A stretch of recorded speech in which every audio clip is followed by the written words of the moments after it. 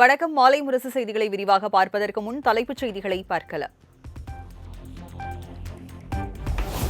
தவேக ஆட்சிக்கு வந்தால் 60 வயது வரை உள்ள மகளிருக்கு மாதந்தோறும் உரிமைத் தொகை 2500 ரூபாய் வழங்கப்படும் என விஜய் அறிவிப்பு.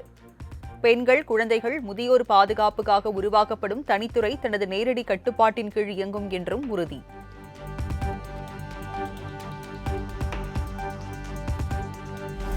அன்னபூரணி சூப்பர் 6 திட்டத்தின் மூலம் ஒவ்வொரு குடும்பத்திற்கும் ஆண்டுக்கு 6 கேஸ் சிலிண்டர்கள் இலவசமாக வழங்கப்படும் என விஜய் அறிவிப்பு.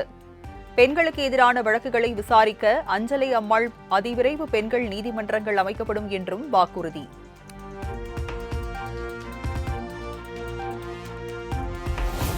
அண்ணன் சீர்திட்டத்தின் கீழ் இளம் பெண்களுக்கு திருமணத்தின் போது 8 கிராம் தங்கமும் தரமான பட்டு சேலையும் வழங்கப்படும் என விஜய் அறிவிப்பு. தமிழ்நாட்டில் பிறக்கும் குழந்தைகளுக்கு தாய் மாமன் சார்பில் தங்க மோதிரம் மற்றும் பேபி வெல்கம் கிட் உள்ளிட்டவை வழங்கப்படும் என உறுதி.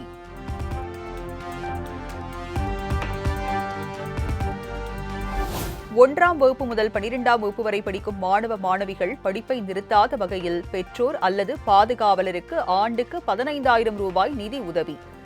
காமராஜர் கல்வி உறுதி திட்டத்தின் கீழ் கல்வி இடைநிற்றலை தடுக்கும் வகையில் திட்டம் செயல்படுத்தப்படும் என விஜய் அறிவிப்பு.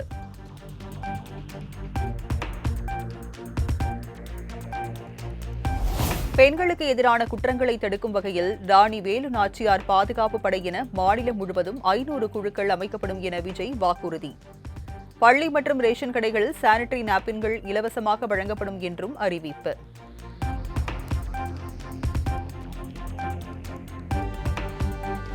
தமிழக மக்கள் திமுகவுக்கு 2வது முறையாக வாய்ப்பளிக்கப் போவதில்லை என தவேக தலைவர் விஜய் பேச்சு.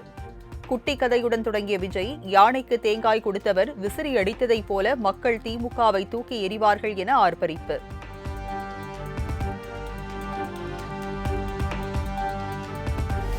பெரிய பெரிய சாதனையாளர்களுக்கெல்லாம் அவர்களின் வெற்றிக்கு காரணமாக இருந்தது மனைவிதான் என விஜய் முன்னிலையில் சமூக செயற்பாட்டாளர் கிரேஸ் பானு பேச்சு. அம்பேத்கரின் மனைவி ரமாபாய், ரெட்டைமலை சீனிவாசனின் மனைவி ரங்கநாயகி ஆகியோரை நினைவு கூர்ந்து பெண்களை அவதூறாக பேசுவோரை வீழ்த்த வேண்டும் என பேச்சு.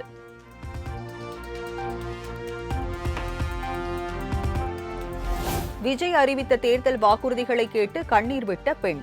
சமூக வலைதளங்களில் வைரலாகும் கண்ணீர் வீடியோ.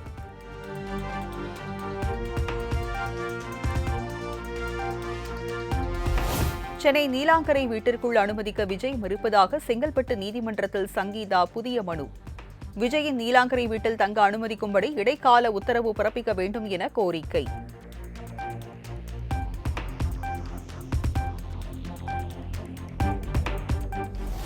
எனக்கு ஏற்படும் பிரச்சனையை பற்றி யாரும் கலங்க வேண்டாம், என் பிரச்சனையை நானே பார்த்துக் கொள்கிறேன். விவாகரத்து குறித்த சர்ச்சைக்கு தவேக தலைவர் விஜய் விளக்கம்.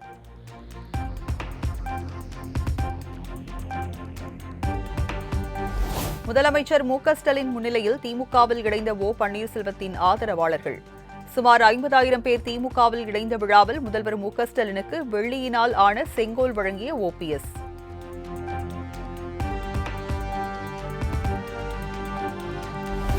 ஓ பன்னீர்செல்வத்தின் ஆதரவாளர்கள் 50,000 பேர் திமுகவில் இணைந்ததற்கு திமுக தலைவர் மு.க.ஸ்டாலின் வரவேற்பு. நானும் எம்ஜிஆரின் ரசிகன்தான், எம்ஜிஆரின் தாய் கழகமான திமுகவில் தான் அனைவரும் சேர்ந்திருப்பதாக நிகழ்ச்சி.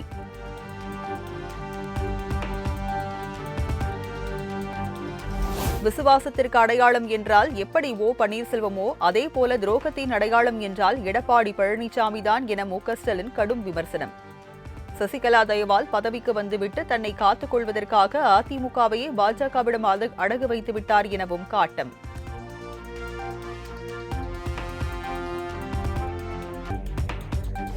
சட்டமன்றத்தில் இலங்கை தமிழர்கள் குறித்த விவாதத்தின் போது ஓ பன்னீர்செல்வத்தின் பேச்சை கண்டு கலைஞர் கருணாநிதி நிகழ்ந்ததாக முதல்வர் மு.க.ஸ்டாலின் தகவல்.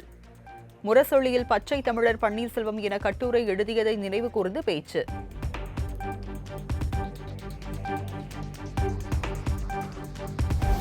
எம்ஜிஆர் ஆரம்பித்து ஜெயலலிதா வழிநடத்திய அதிமுக இன்று இல்லை என ஓ பன்னீர்செல்வம் பேச்சு. தனது பதவியை மட்டுமே குறியாக கொண்ட ஒருவரின் சுயநல அரசியலால் அதிமுக இன்றைக்கும் அபகரிக்க திமுகவாக மாறியிருப்பதாகவும் எடப்பாடி பழனிசாமி மீது விமர்சனம்.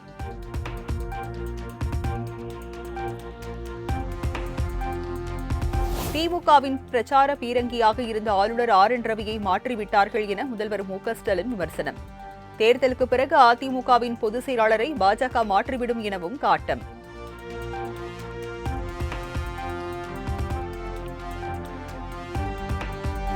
நாடு முழுவதும் மகளிர் தின கொண்டாட்டம் நடந்து வரும் நிலையில் சிலிண்டர் விலையை உயர்த்தியது மகளிர் தின பரிசா? மத்திய பாஜக அரசுக்கு முதலமைச்சர் மு.க.ஸ்டாலின் கேள்வி.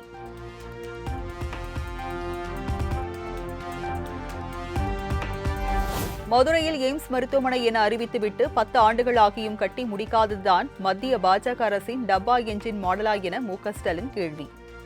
மதுரை மாவட்டத்தில் தமிழக அரசு சார்பில் செயல்படுத்தப்பட்டு வரும் பல்வேறு நலத்திட்டங்களை சுட்டிக்காட்டி முதலமைச்சர் மு.க.ஸ்டாலின் பேச்சு.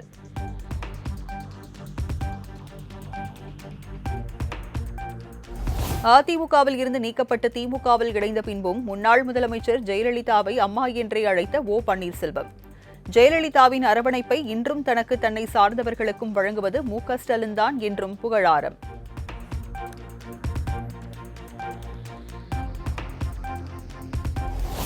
சென்னை கிண்டியில் உள்ள மக்கள் மாளிகையில் ஆளுநர் RN ரவியை மரியாதை நிமித்தமாக சந்தித்து பேசிய முதலமைச்சர் மு.க.ஸ்டாலின். உயர்நீதிமன்ற தலைமை நீதிபதியாக பொறுப்பேற்றுள்ள தர்மாதிகாரியையும் சந்தித்ததாக தகவல்.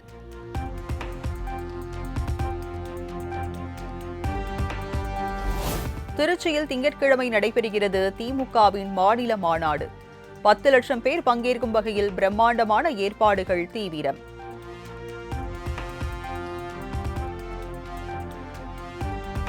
திமுக அரசின் 5 ஆண்டு கால சாதனைகள் தமிழ்நாட்டை பாருங்கள் என பிற மாநிலங்களுக்கு வழிகாட்டியுள்ளது.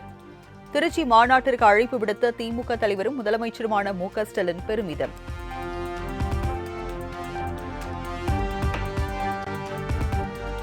உலக மகளிர் தினத்தை முன்னிட்டு முதலமைச்சர் மு.க.ஸ்டாலின் வாழ்த்து.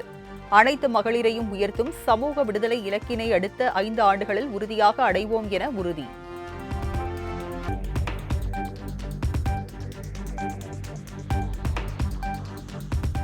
போக்குவரத்து தொழிலாளர்களின் நியாயமான கோரிக்கைகளை நிறைவேற்றவில்லை என கூறி திமுக அரசை கண்டித்து வரும் 13ஆம் தேதி சென்னையில் அதிமுகவினர் ஆர்ப்பாட்டம். முன்னாள் அமைச்சர் ஜெயக்குமார் தலைமையிலான ஆர்ப்பாட்டத்தில் பங்கேற்குமாறு தொண்டர்களுக்கு அக்கட்சியின் பொதுச் செயலாளர் எடப்பாடி பழனிசாமி அழைப்பு.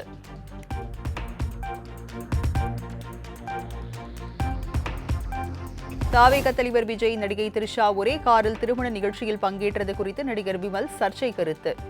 கரகாட்டக்காரன் பட பாணியில் இப்போ அந்த காரை யாரு வச்சிருக்காங்க என்பதை சொல்லுவதுதான் எனக்கு வேலையா என காட்டம்.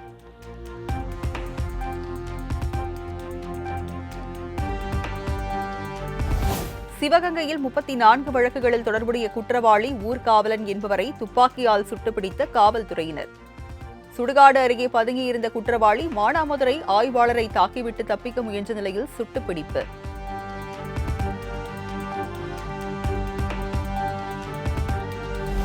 கோவை கல்லூரி மாணவி பாலியல் வன்புணர்வு சம்பவத்தில் சாகும் வரை சிறை தண்டனை என தீர்ப்பு பெற்ற பிறகும் மீசையை முறுக்கிவிட்ட குற்றவாளி கருப்பசாமி. கேமராவுக்கு போஸ் கொடுத்த கருப்பசாமியின் செயலை கண்டு மக்கள் அதிர்ச்சி.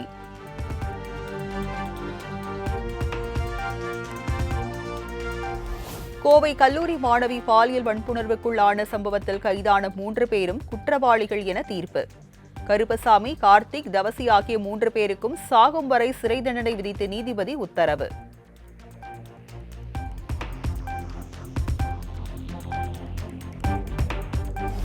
சென்னையில் திடீரென மாயமான IT பெண் ஊழியர் ரெட்டேரி ஏரியில் சடலமாக மீட்பு. சென்னையில் வேலை தேடிக் கொண்டிருந்த ஆஷா கீர்த்தி என்ற பெண் வேலை கிடைக்காத விரக்தியில் தற்கொலை செய்து கொண்டதாக தகவல்.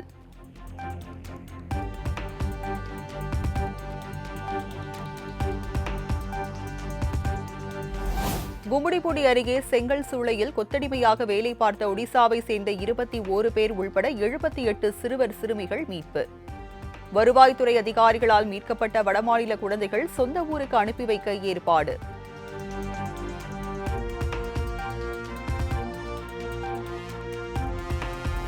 ஐக்கிய அரபு அமீரகம், கத்தார் உள்ளிட்ட வளைகுடா நாடுகள் மீதான தாக்குதலுக்கு மன்னிப்பு கோரினார் ஈரான் அதிபர் மசூத். அமெரிக்க தாக்குதலுக்கு தளமாக பயன்படுத்தப்பட்டால் மட்டுமே அந்த நாட்டை தாக்குவோம் என்றும் திட்டவட்டம்.